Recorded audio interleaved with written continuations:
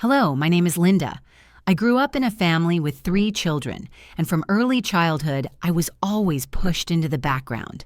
My parents showed love and attention to their biological children, while I watched that affection from the sidelines, as if it was never meant for me. Most of the time, I felt invisible, my words cut short, my feelings unheard.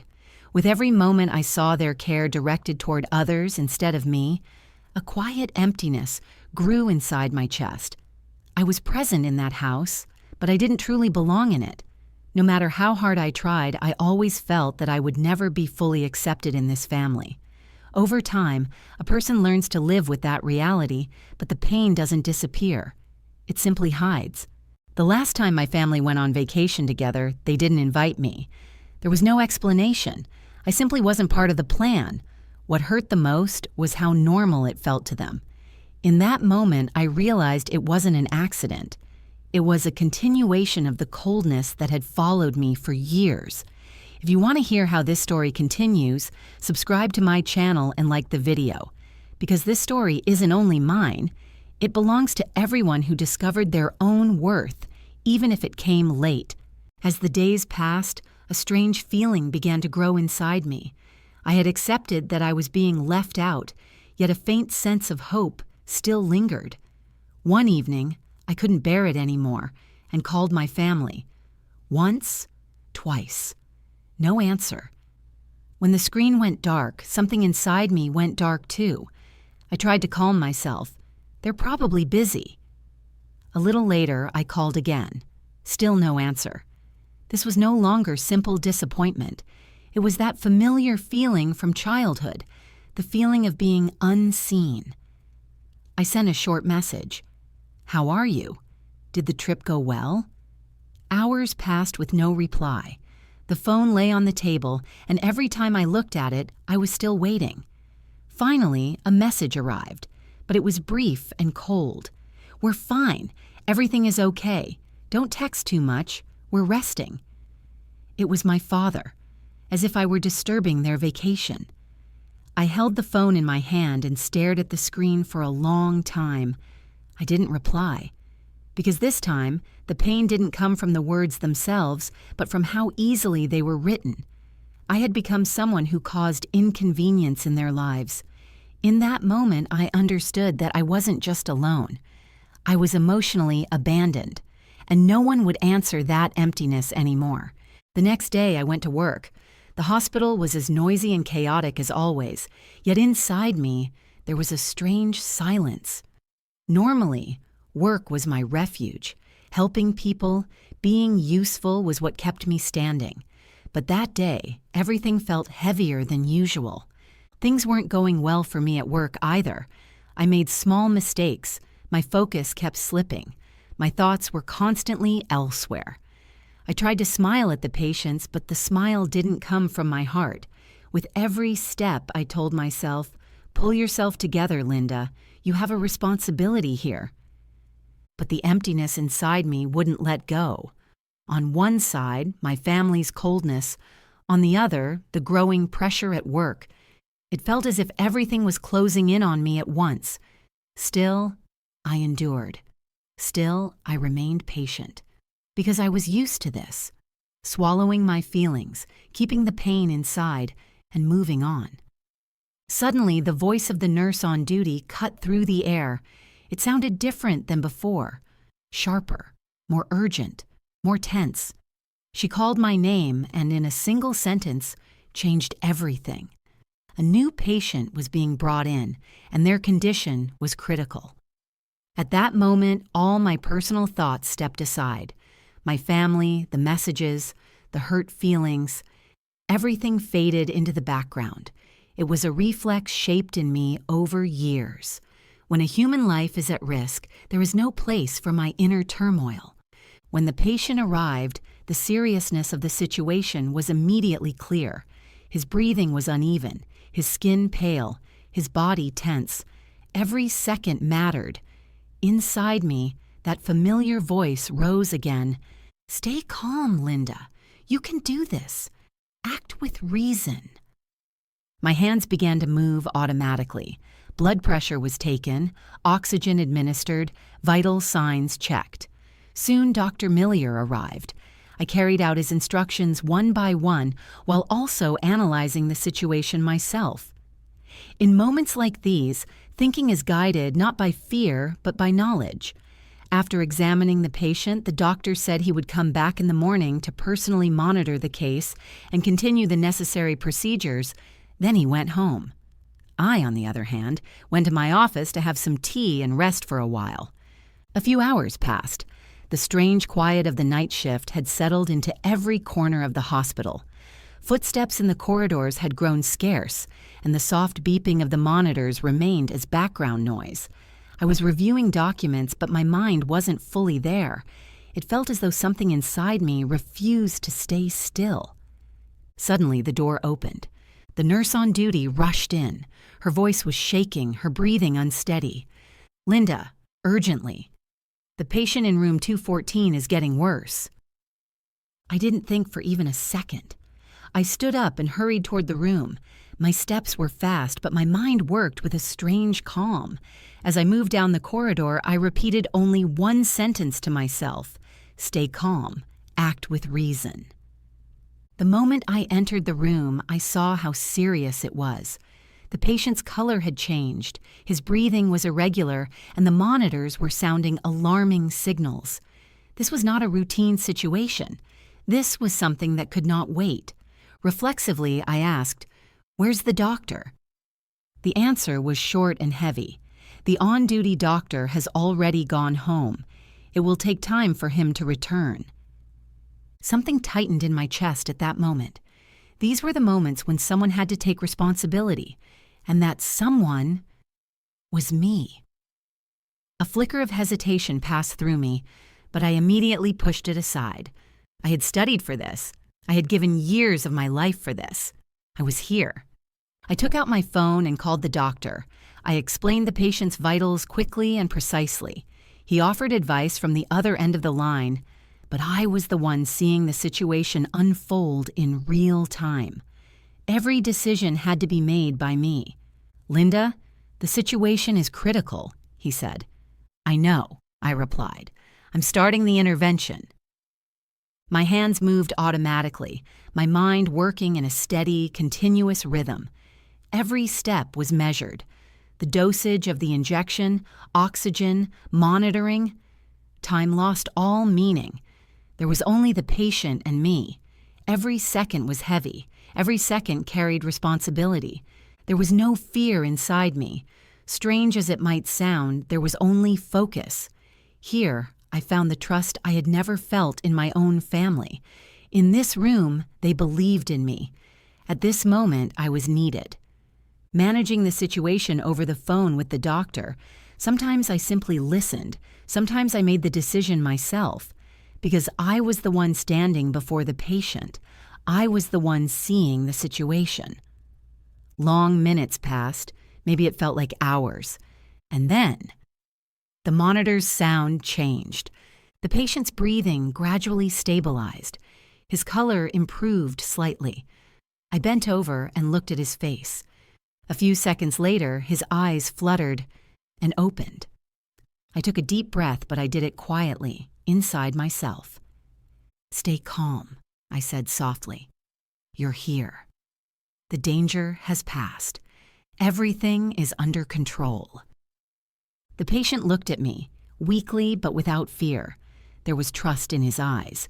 His lips moved, but no sound came. I said again, "Don't be afraid. You're not alone." In that moment, I understood that this was where I belonged. I may have been second in my family, overlooked and unseen. But here, in this room, I was the one protecting life. And for the first time, I truly felt valuable. The patient was a man in his 60s. From his appearance, he seemed educated and composed, as if he had spent decades with books and deep thought. He had been brought in by emergency services. His face showed clear pain and distress. We immediately placed him in a room. His blood pressure was high, he struggled to breathe, and his body showed severe edema. The diagnosis was acute heart failure. Though life-threatening, surgery was not required. Precise monitoring and timely intervention would suffice. I carried out the entire process according to the instructions the doctor provided over the phone. Dr. Jonathan Miller trusted me. He knew I could step in when needed and had given me the responsibility to avoid losing time before reaching the hospital. As always, I handled my role with skill. Sometimes this caused tension among new doctors and nurses, but I didn't concern myself with it. Even during this patient's care, I noticed some of the nurses watching me with that same tension in their eyes. But at that moment, it didn't matter. The patient was the priority. I did my job, and it worked. The patient's condition stabilized and began to improve. I had to stay in the room for a while, and I did. I sat on a nearby chair watching the patient's face again. His eyes were open, fixed on the ceiling. A question crossed my mind. Where is his family? No one had called. No one had come to see him. It had already been 4 or 5 hours since he was brought to the hospital. I wanted to ask, but I stayed silent so as not to exhaust him. In his condition, it wasn't right to make him talk. I stayed at the hospital that night. Early in the morning, as soon as I woke up, I went back to the room and waited for the doctor. When Dr. Jonathan Miller walked in, he examined the patient carefully.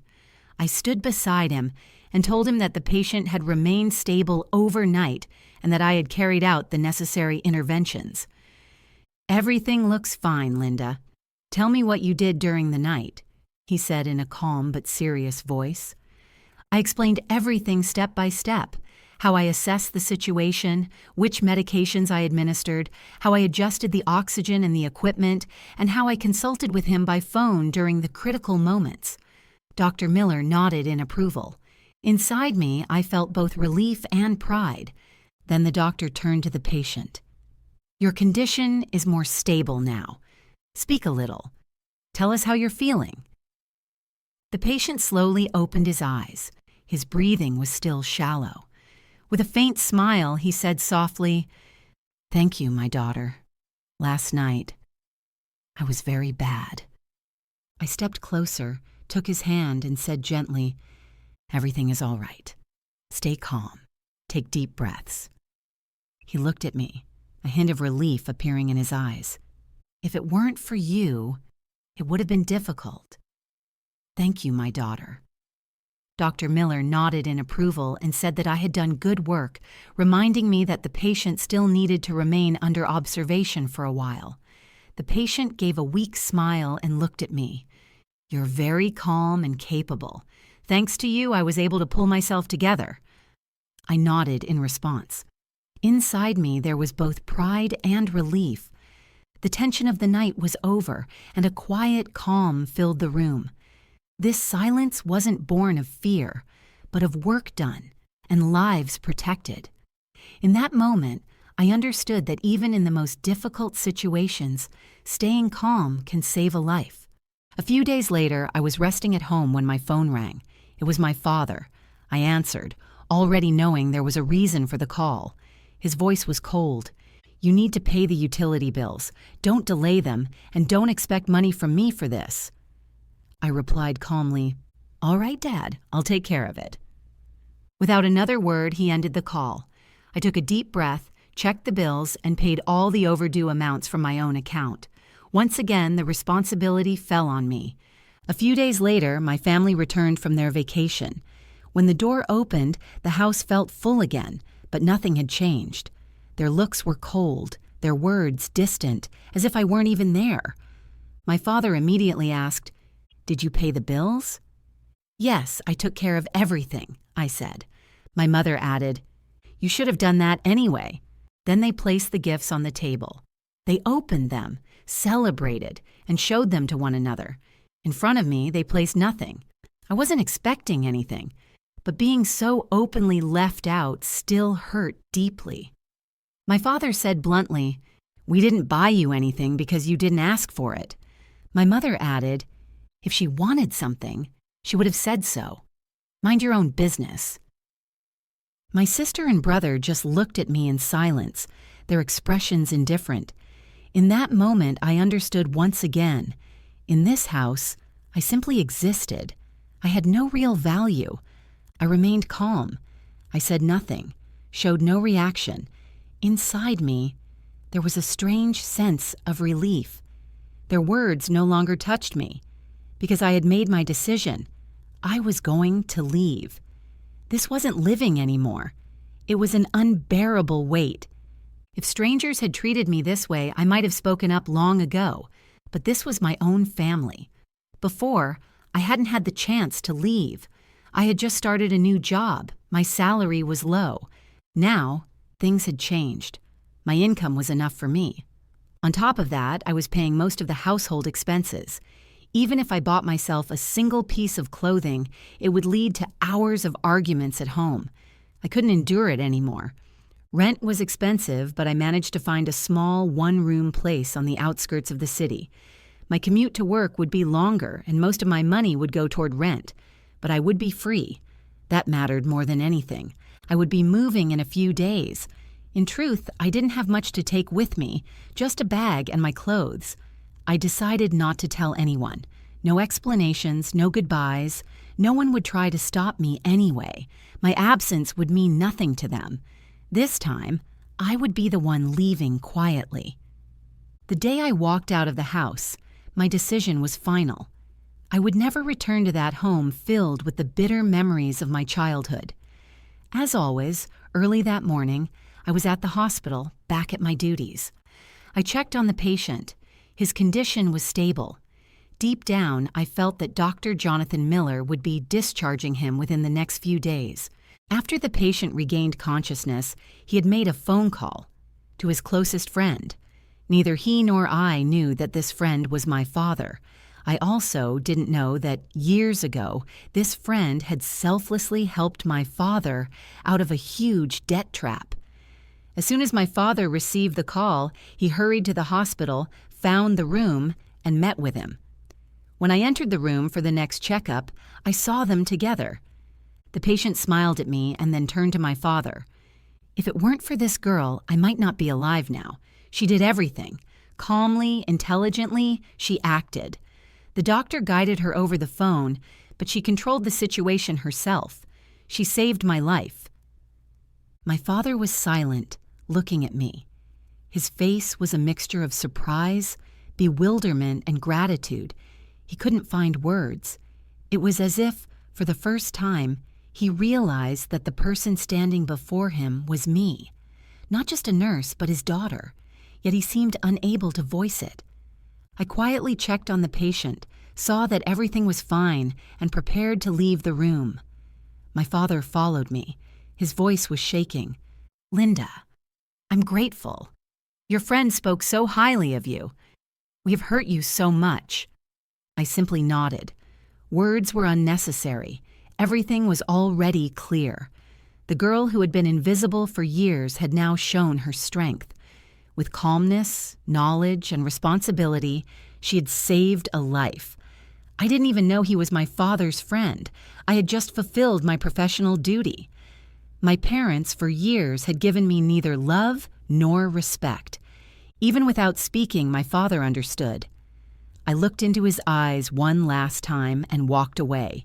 He called my name from behind, but I didn't turn back. There was no place for me to return to. The pain I had carried had now transformed into strength. Every step I took belonged to me. From now on, my worth would be determined not by others, but by myself. I had refused to remain invisible. If you want to draw inspiration from stories like this, discover your inner strength, and find your place in life, subscribe to the channel and don't forget to like the video. Sometimes a single story can awaken the hero within not just one person, but everyone.